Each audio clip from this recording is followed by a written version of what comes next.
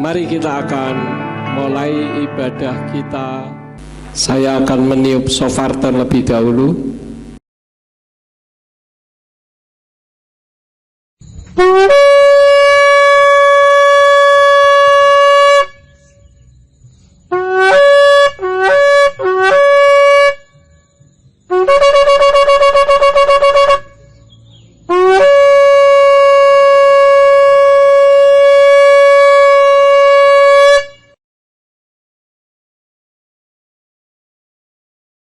Mari kita deklarasikan nama Bapa Yahweh di dalam pujian Shema Yisrael Yahweh Eloheinu Yahweh Echad. Shema Yisrael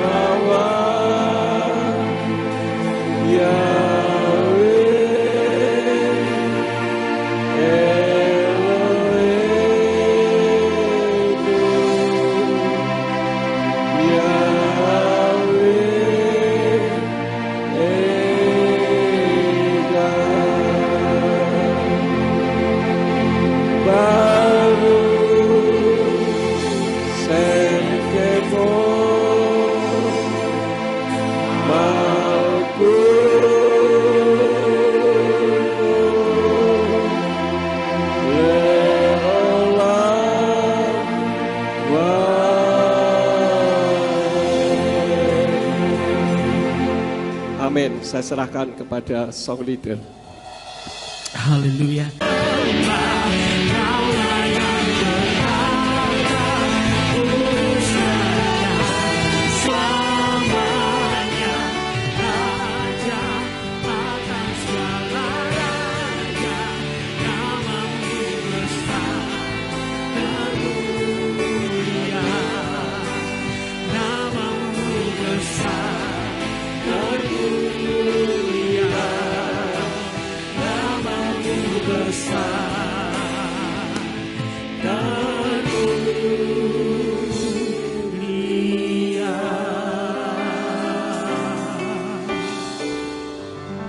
Dengan penuh ucapan syukur kami datang kepada Tuhan.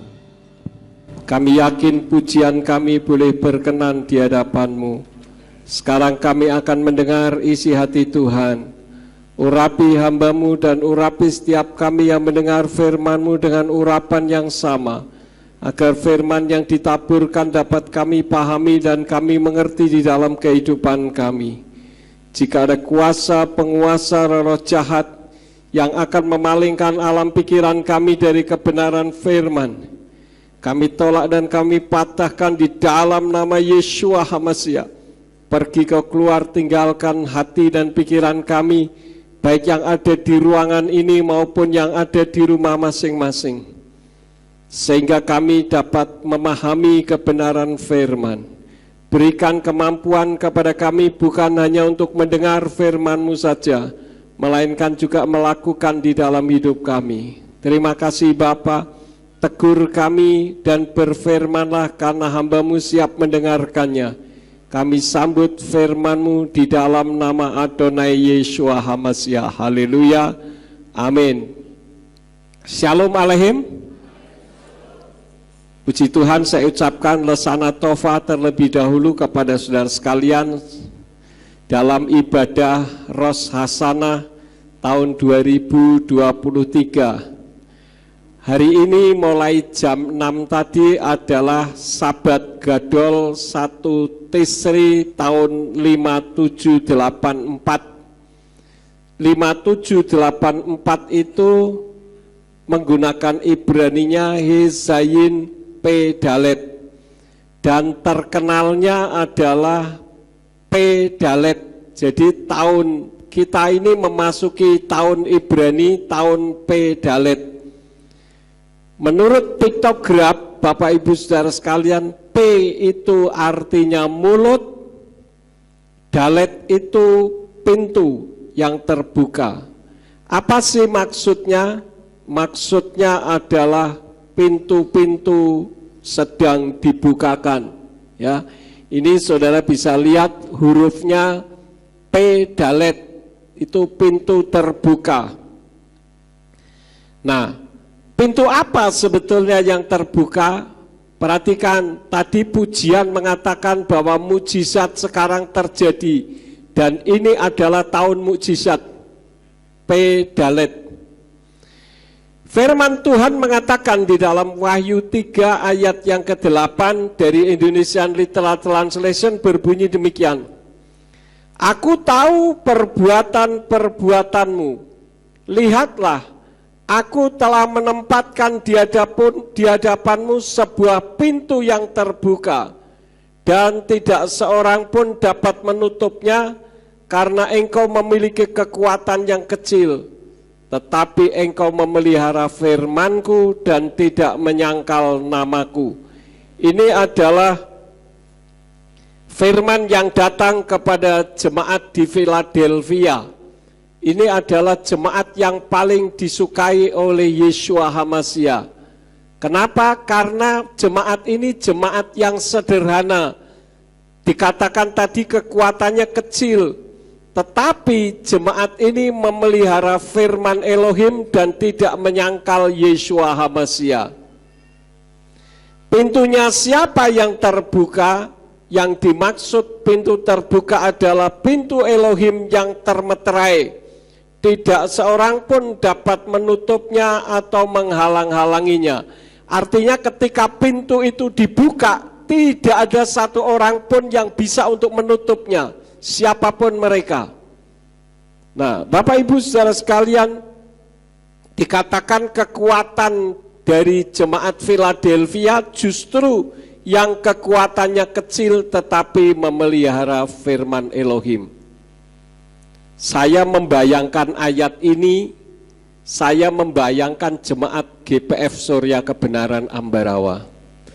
Kita ini jemaat kecil, bukan banyak orang-orang kaya yang duitnya banyak sehingga ketika mau menghadapi sesuatu tinggal nyeklek saja, semua sudah beres. Kita harus bergumul, harus berdoa untuk mendapatkan berkat. Nah, kemudian di dalam kitab Injil Yohanan pasal 10 ayat yang ke-9 dari Indonesian Literal Translation dikatakan, akulah pintu. Jika seseorang masuk melalui aku, ia akan diselamatkan, dan dia akan masuk dan akan keluar dan akan menemukan padang rumput. Dua ayat tadi, saudara-saudara, berbicara soal pintu yang dibukakan. Yang menjadi pertanyaan adalah pintu apa yang dibukakan ini? Yang pertama adalah pintu anugerah untuk mengenal Yahweh yang mulai dibuka lebar. Nah, yang seperti apakah bagi seseorang pintu itu terbuka? Yaitu bagi yang sikap hati dan motivasinya bukan materi. Jadi orang yang percaya kepada Yeshua HaMashiach dengan sikap hati dan motivasi yang benar, maka orang itu akan dibukakan pintu anugerah untuk orang tersebut.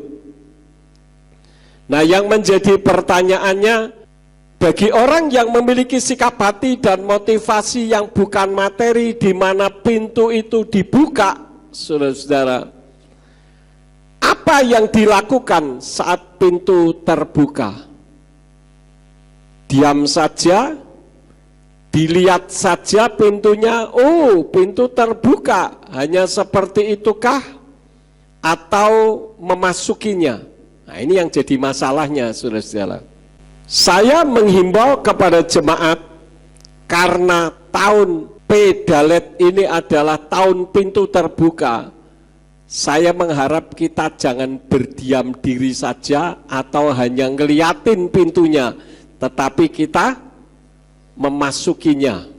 Saudara-saudara, apa sih artinya memasuki pintu?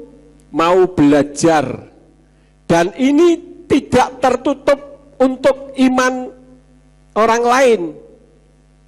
Ya, dari seberang misalkan, tidak menutup kemungkinan. Tadi saya waktu mau naik, saya coba lihat TikTok saya, sekarang jumlahnya ada berapa. Saya membuat video di TikTok dengan judul Isa menjadi Yesus Kristus. Itu yang menonton 61,4K. Artinya berapa, saudara-saudara? 61.400 orang yang nonton. Dan banyak memberikan komentar-komentar yang positif. Karena itu saya katakan jangan sampai orang luar ngerti firman Tuhan, sementara saudara yang ada di tempat ini tidak mengerti. Hanya ikut-ikutan saja. Karena itu saya seringkali katakan kalau saya mengupload video, dilihat. Karena video saya itu semua berisi pendidikan, ya. Nah, kenapa orang masuk? Karena ada keinginan untuk masuk. Bukan hanya untuk melihat saja. Pintu sudah terbuka, tetapi kalau kitanya sendiri tidak punya keinginan untuk masuk, maka kita tidak akan memasukinya. Betul tidak, saudara? Kita hanya nonton saja. Jadi harus ada keinginan bagi kita untuk memasukinya. Kalau tentang masalah nama Tuhan, belajar. Kenapa? Karena nanti akan ada banyak orang yang bertanya kepada saudara tentang nama Bapa Yahweh. Matius 9 ayat yang ke-9 dikatakan, adapun Yeshua sementara melintas dari sana, dia melihat seseorang yang dipanggil Matai sedang duduk di balai cukai. Lalu berkatalah dia kepadanya, ikutlah aku. Ini pintu terbuka, saudara-saudara, ya. Dan setelah bangun, dia mengikutinya. Ini artinya Matai meresponi panggilan Tuhan. Matai memasuki pintu yang Yeshua buka, sehingga Matai pun dipakai oleh Tuhan. Kemudian yang lain lagi, di dalam Lukas 19 ayat 5-6 dari Indonesian Literal Translation dikatakan, dan ketika Yeshua tiba di tempat itu, seraya memandang ke atas, dia melihatnya dan berkata kepadanya, Zakai atau Zakius, dengan bergegas turunlah, karena di rumahmu haruslah aku tinggal hari ini. Ini pintu terbuka, saudara-saudara. Dan dengan bergegas dia turun dan menyambut dia sambil bersukacita. Jadi Zakai atau Zakius juga meresponi. Jadi hati-hati, saudara-saudara. Saya seringkali katakan jangan sampai orang luar yang memberikan respon sementara kita tidak mempelajari.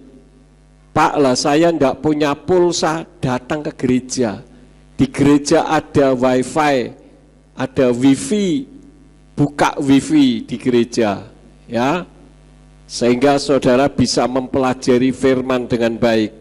Dan tanpa sengaja, dari dulu saya punya konsep begini, saudara-saudara. Mumpung Tuhan masih memberi saya tubuh yang sehat untuk membuat YouTube, untuk membuat sanggahan, saya membuat sanggahan. Sanggahan yang terakhir saya upload itu adalah sanggahan yang ke-43, saudara-saudara.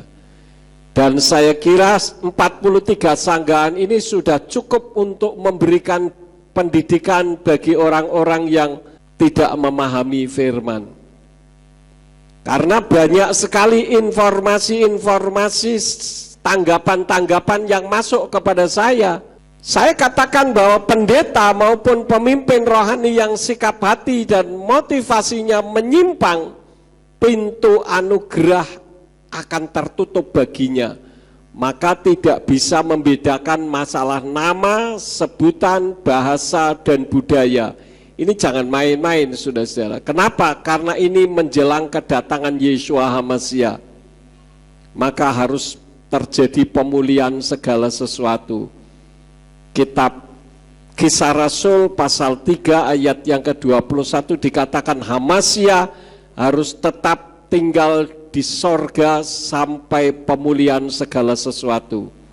Jadi kalau pemulihan segala sesuatu sudah terjadi, Yeshua baru datang kembali. Setidak-tidaknya saudara mengkoleksi video-video saya atau alamat di YouTube-nya, sehingga ketika ada orang tanya, saudara tinggal menjawab menggunakan YouTube saya.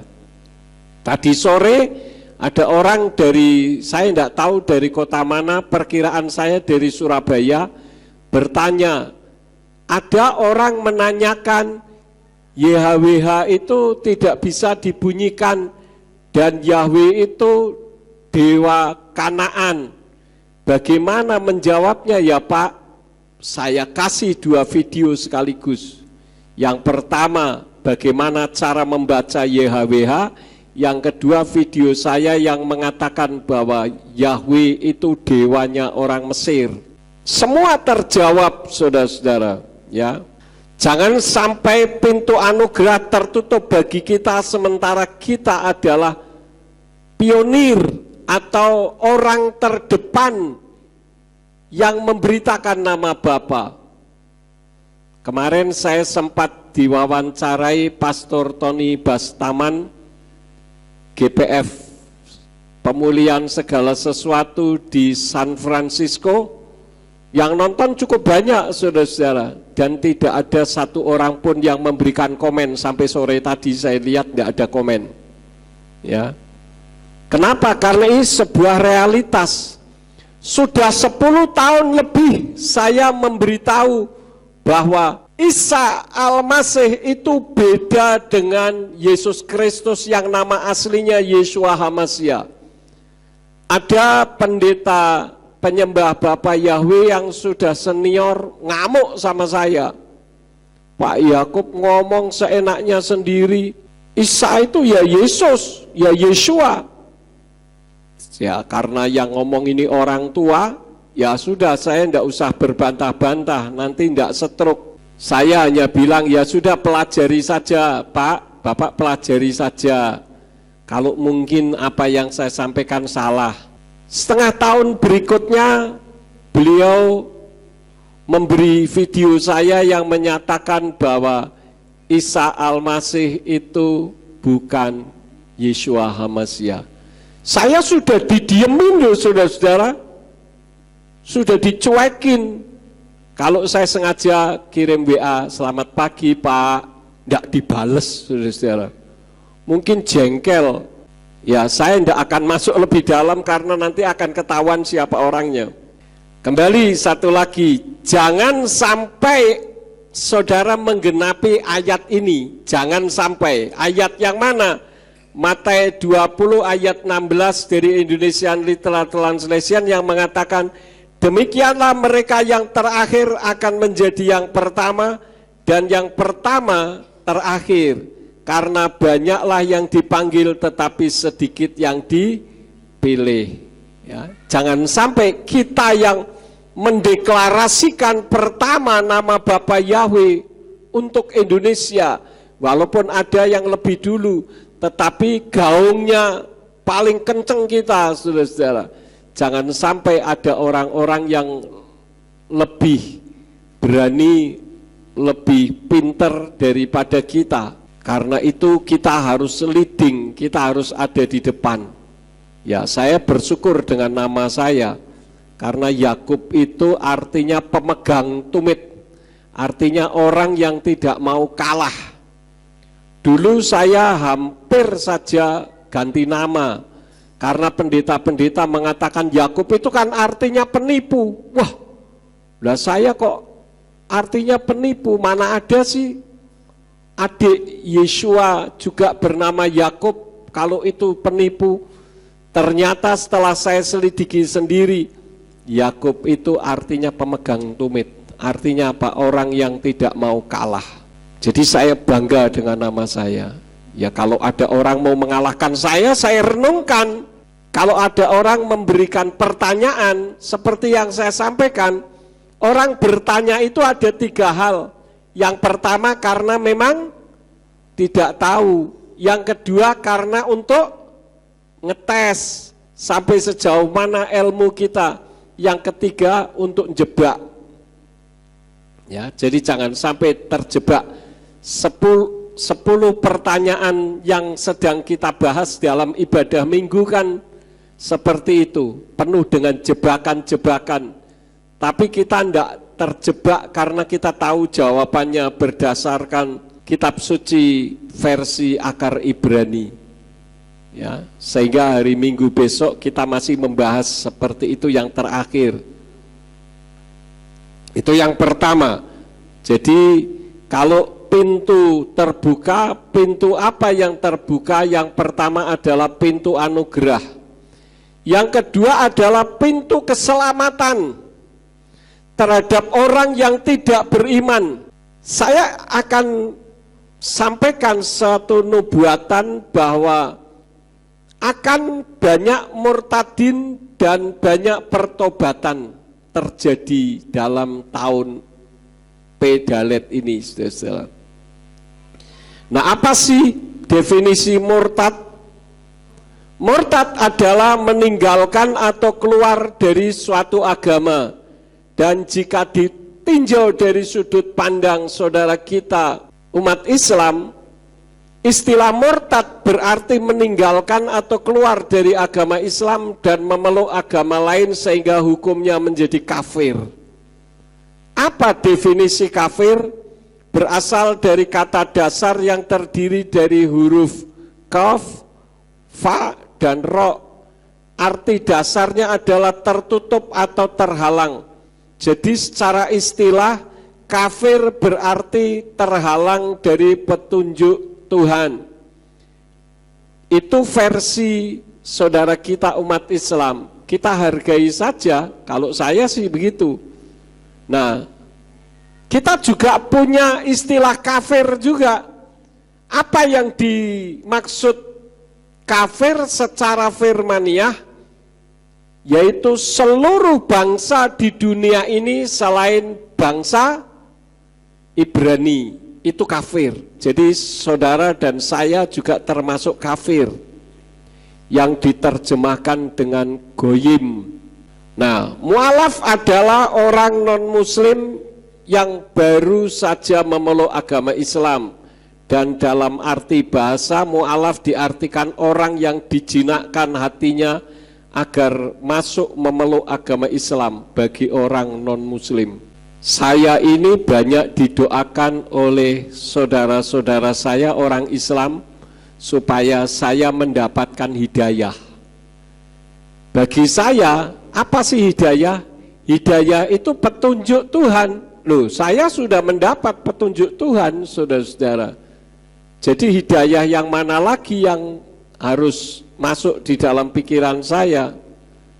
Itu hal yang kedua. Jadi pintu keselamatan terbuka. Yang ketiga adalah pintu berkat, baik berkat jasmani maupun berkat rohani. Berkat dari segala penjuru mata angin dibukakan. Itu secara jasmani. Karena itu saya katakan gereja kita juga dalam tahun Pedalet ini akan mendapatkan berkat. Dan gereja kita akan menjadi gereja yang terbesar di kota Ambarawa. Bukan untuk kesombongan, tetapi untuk membuktikan bahwa Tuhan yang kita sembah adalah Tuhan yang besar. Ya. Berkat rohani, yaitu pengetahuan yang terasa sukar, yaitu soal nama Elohim akan disingkapkan. Selama ini banyak tidak bisa membedakan nama sebutan bahasa budaya.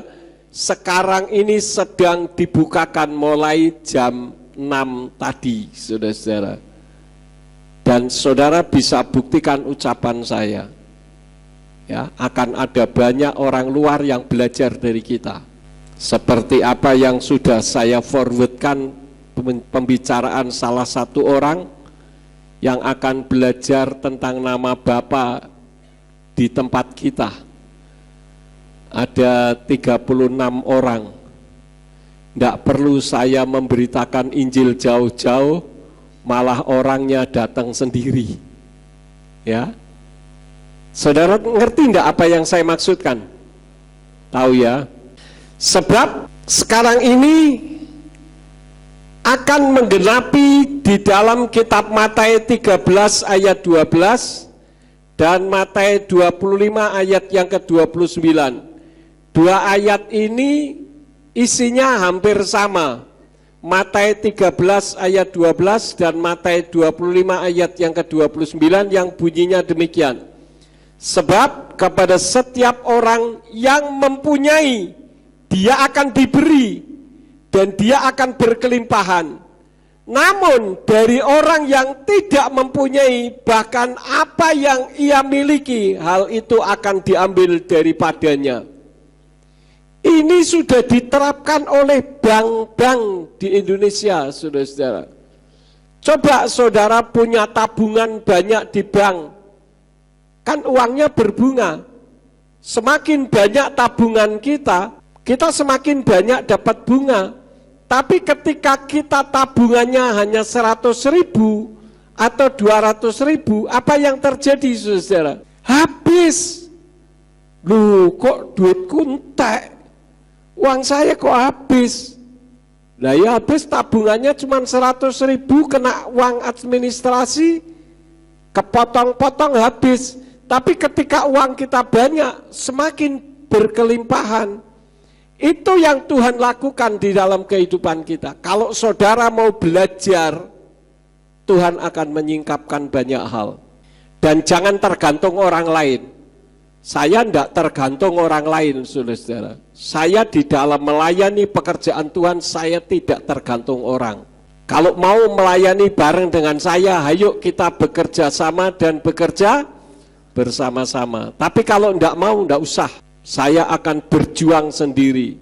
Kenapa? Karena saya tahu yang akan memetik hasilnya saya juga.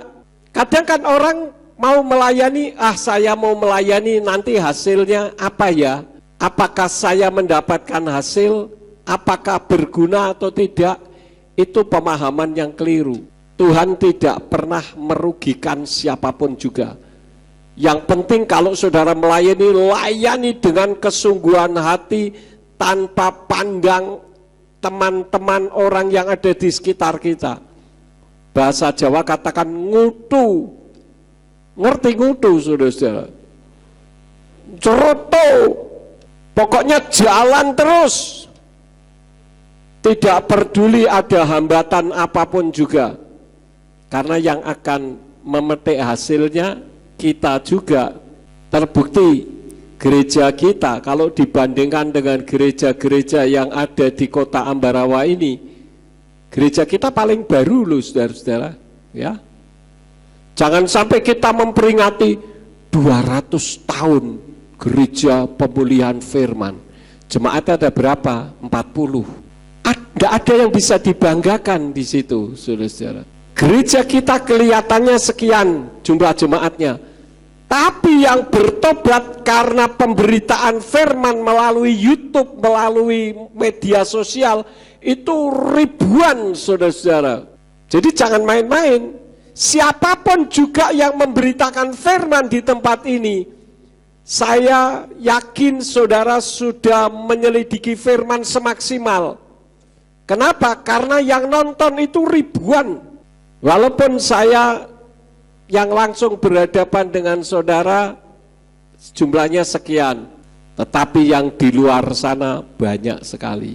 Buktinya di TikTok video saya yang Isa menjadi Yesus 61.400. Itu nek dikumpulkan sak gedung ini tidak cukup, saudara-saudara. Ya, untel-untelan, diuntel-untel juga tidak cukup. Wong 61.000.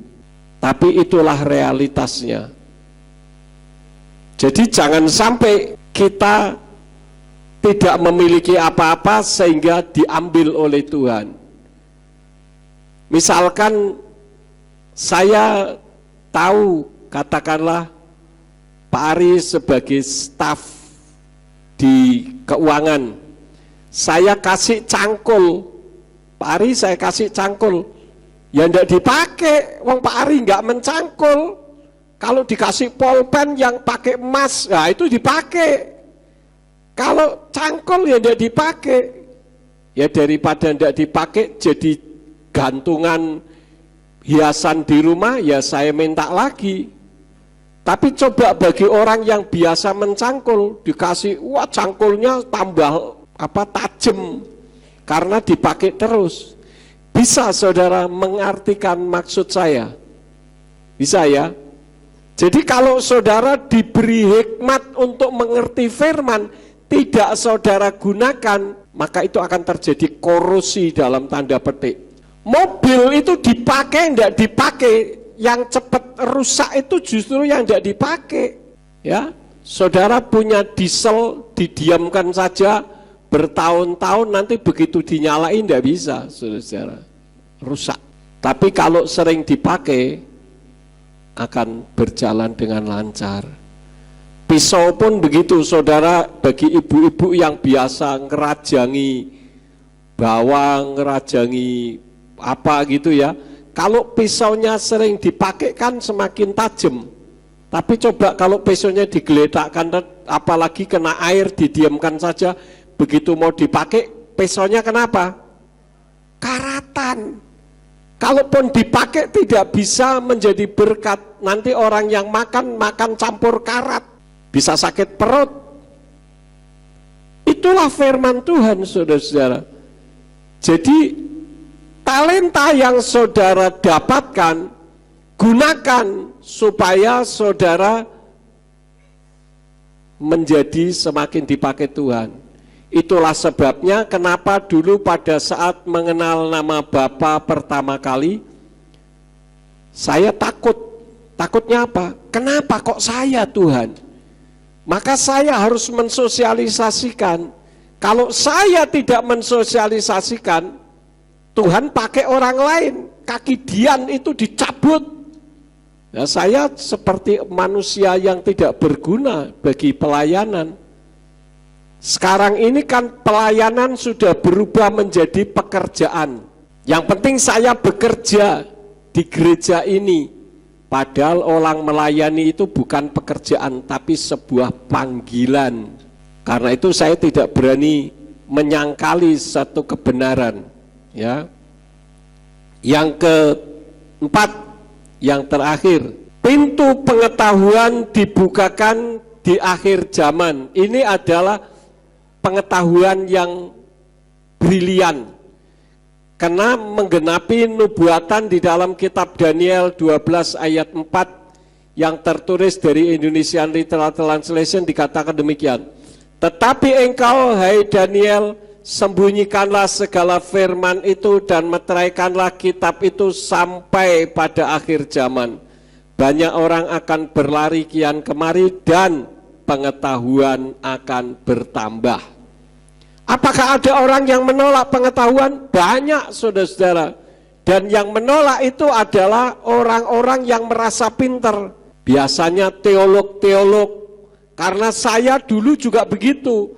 Ketika pertama kali ada yang memberitahu tentang nama Yahweh kepada saya tolak. Apalagi saya ajak diskusi, saya menggunakan istilah-istilah teologian, tidak bisa jawab. Udah pulang aja. Ngajari, ditanya tidak bisa jawab. Tetapi saya tahu kalau saya menolak pengetahuan itu, Tuhan akan pakai orang lain. Hosea 4 ayat 6 dari Indonesian Literal Translation dikatakan, Umatku dibinasakan karena kurang pengetahuan. Oleh karena kamu menolak pengetahuan itu, aku pun menolak kamu menjadi imam bagiku. Oleh karena kamu melupakan Torah Elohimu, aku pun akan melupakan anak-anakmu.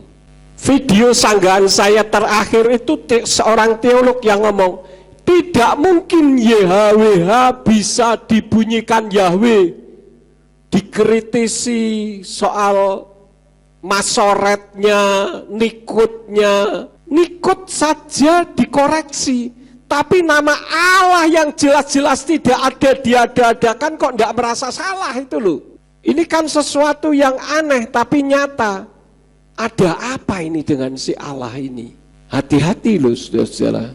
Dan yang saya sanggah itu bukan orang bodoh, orang bertitel semua, paling enggak S2, S3, kebanyakan S jadi S lilin.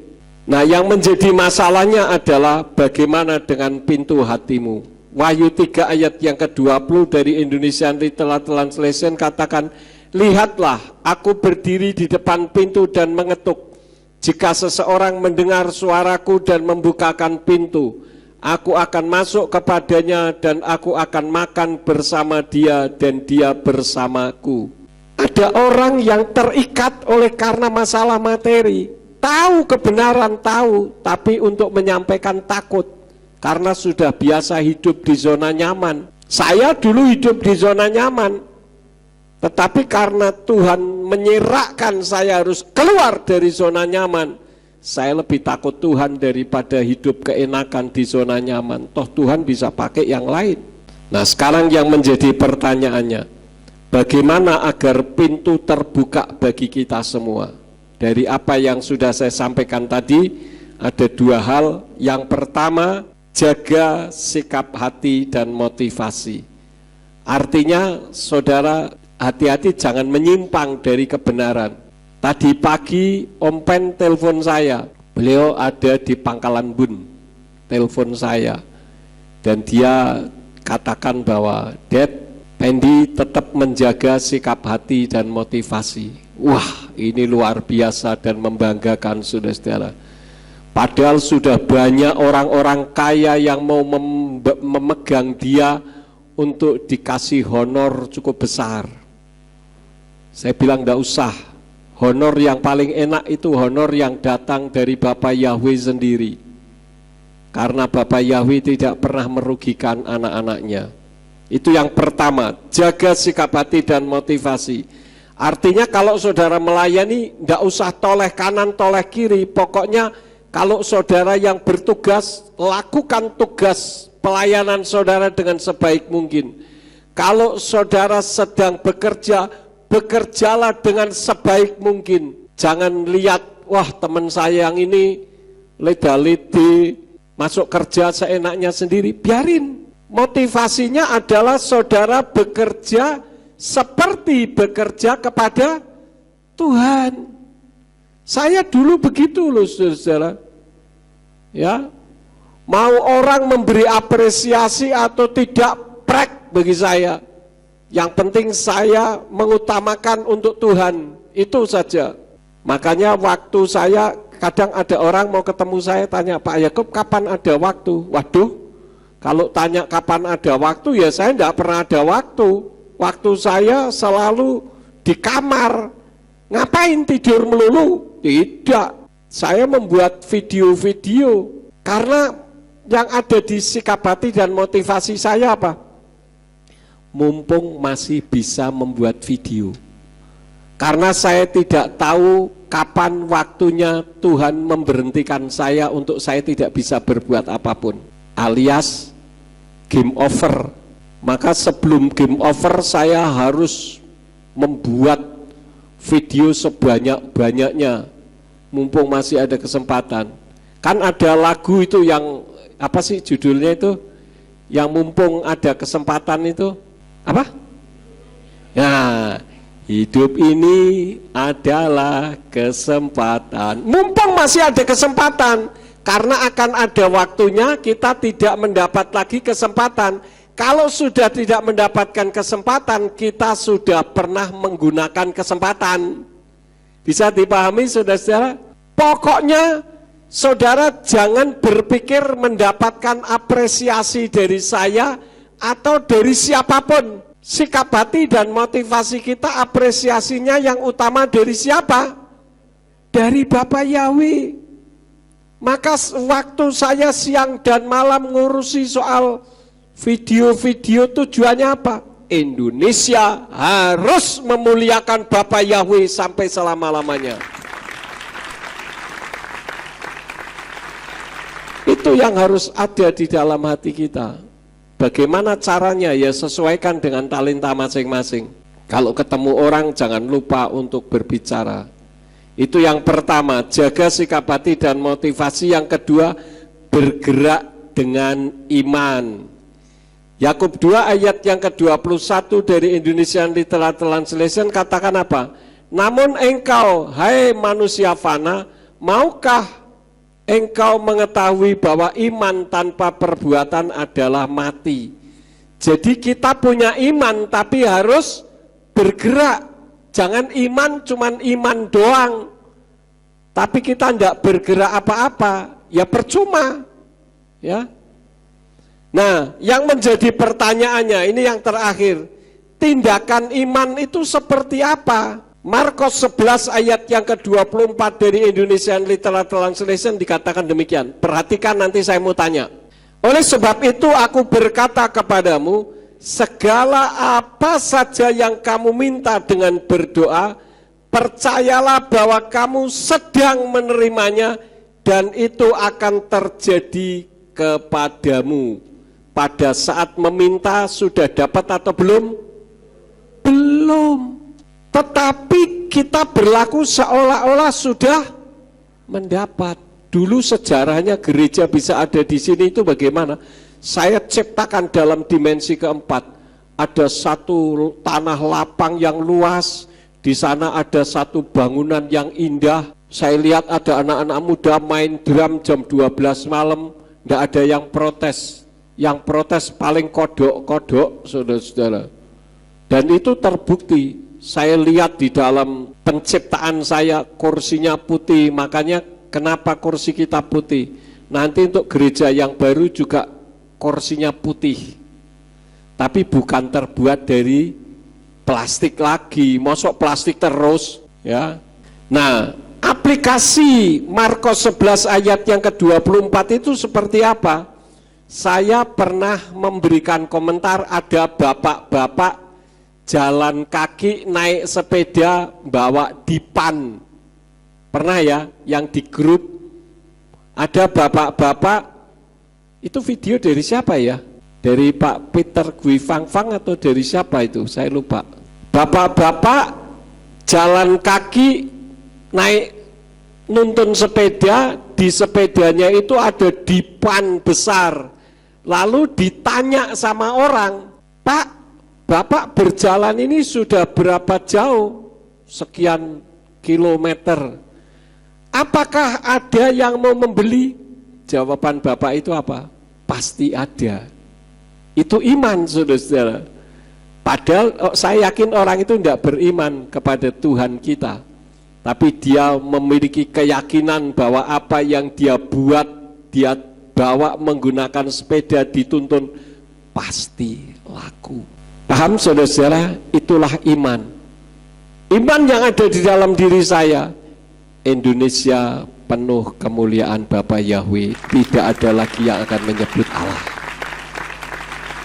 Tidak tahu kapan itu akan terrealisasi.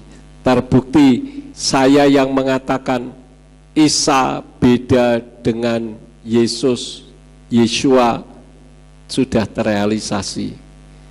Ini juga masih ada teolog yang ngeyel, saudara-saudara. Saya dapatkan materi tulisannya dia yang intinya bahwa Isa itu Yeshua. Saya kasih komentar, kalau tidak setuju jangan jadi pengecut, protes sama pemerintah, berani atau tidak, ya. Jangan hanya ngomong di belakang, percuma seperti itu.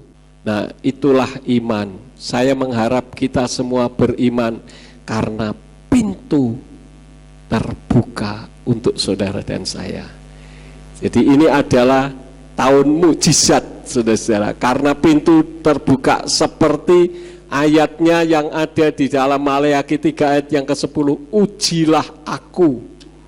Artinya, Milo, aku membukakan pintu. Mungkin selama ini saudara punya angan-angan yang belum kesampaian. Atur sikap hati dan motivasi saudara, maka apa yang selama ini saudara idam-idamkan akan terrealisasi karena pintu berkat sudah terbuka lebar. Saya bukan untuk ngadem-ngademi, tidak.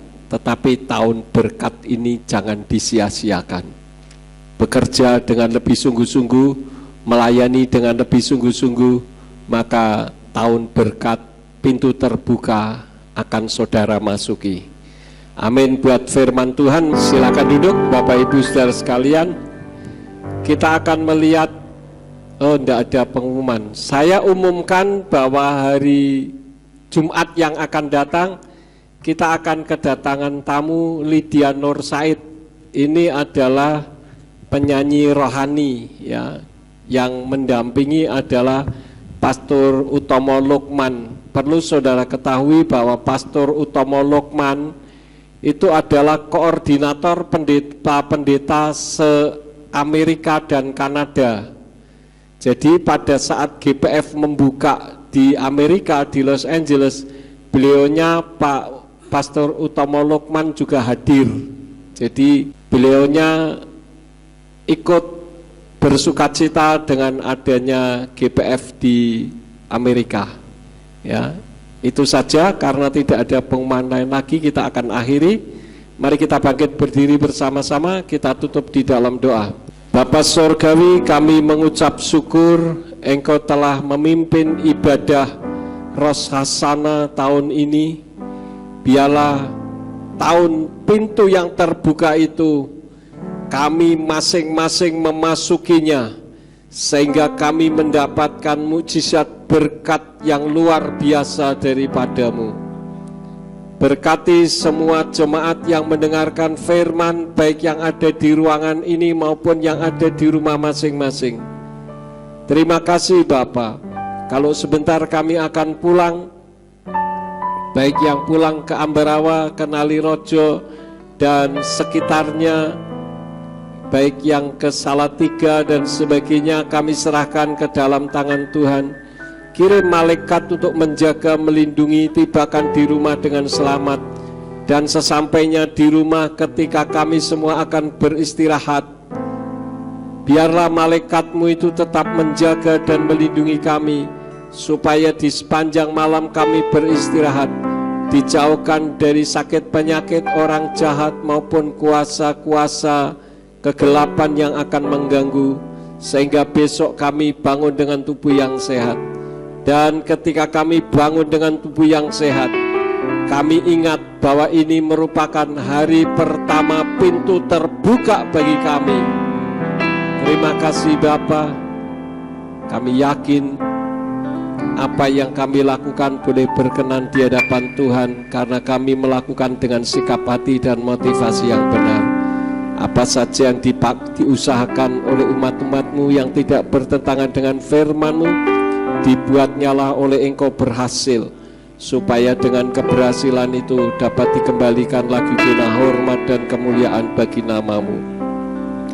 Terima kasih untuk yang sudah ambil bagian di dalam pelayanan, Engkau pakai semakin hari semakin heran. Terima kasih Bapa. Sekarang berkatilah kami, karena kami siap menerima berkat daripada-Mu. Mari kita angkat kedua belah tangan kita untuk menerima berkat Yahweh. Yefarka Yahweh weyes mereka. Yahweh memberkati engkau dan memelihara engkau. Yaer Yahweh pano oleka wikuneka. Yahweh menyinari engkau dengan wajahnya dan memberi engkau anugerah. Yisa Yahweh pano oleka weyashem leka shalom. Yahweh menghadapkan wajahnya kepadamu dan memberi engkau damai sejahtera. Diberkatilah engkau di kota dan diberkatilah engkau di ladang. Diberkatilah buah kandunganmu, hasil bumimu dan hasil ternakmu. yakni anak lembu sapimu dan kandungan kambing dombamu. Diberkatilah bakulmu dan tempat adonanmu. Diberkatilah engkau pada waktu masuk dan diberkatilah engkau pada waktu keluar. Sekarang pulanglah dan terimalah berkat kasih Bapa Yahweh Sang Pencipta, kasih karunia Adonai Yeshua HaMasiah Sang Pembeli jiwa, dan Ruach HaKodes menyertai saudara sekalian sampai Maranatha. Adonai Yeshua HaMasiah datang kembali untuk yang kedua kali dan mengangkat kita semua. Haleluya.